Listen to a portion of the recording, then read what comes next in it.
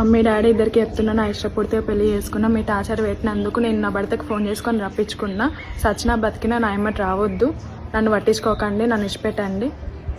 మా బతికేదో మేము బతుకుతాం, మమ్మల్ని వదిలిపెట్టండి. తనకు తెలియకుండా నాకు తెలియకుండా తనని కొట్టారు. మీరు చాలా ఇబ్బంది పెట్టారు కాబట్టి మీ టార్చర్ భరించలేకనే మేము ఇక్కడ వచ్చి బతుకుతున్నాం. ప్లీజ్ ఇప్పటికీ వదిలిపెట్టండి. మేమైతే రాము, ఇక్కడనే సచ్చినా మేము ఇక్కడనే వస్తాం. మేమైతే రాము, ఎవరి దగ్గరికి రాము. మమ్మీ డాడీ మీకు కూడా చెప్తున్నా, మా బతుకు మేము బతుకుతాం, మమ్మల్ని వదిలిపెట్టండి ప్లీజ్.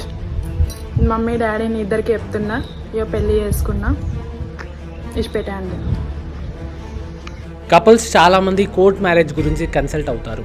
వాళ్ళకు ఈ కోర్ట్ మ్యారేజెస్ గురించి చాలా డౌట్స్ ఉంటాయి. కోర్ట్ మ్యారేజ్ చేసుకునే వాళ్ళు ఒకవేళ హిందూ కపుల్స్ అయితే మీరు మినిమం 2 విట్నెసెస్ తీసుకురావాలి. ఒకవేళ ముస్లిం కపుల్స్ అయితే 3 విట్నెసెస్ ఖచ్చితంగా తీసుకురావాలి.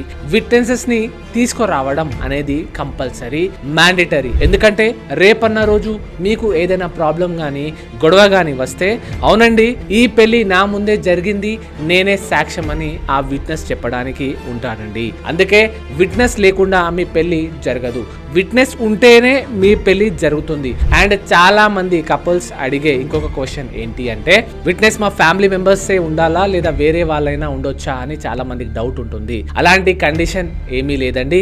మీ విట్నెస్ మీ ఫ్యామిలీ మెంబర్స్ అయినా, రిలేటివ్ అయినా, మీ ఫ్రెండ్స్ అయినా ఉండొచ్చు. విట్నెసెస్ ఏజ్ 18 years కంప్లీట్ అయి మేజర్ అయి ఉండాలి.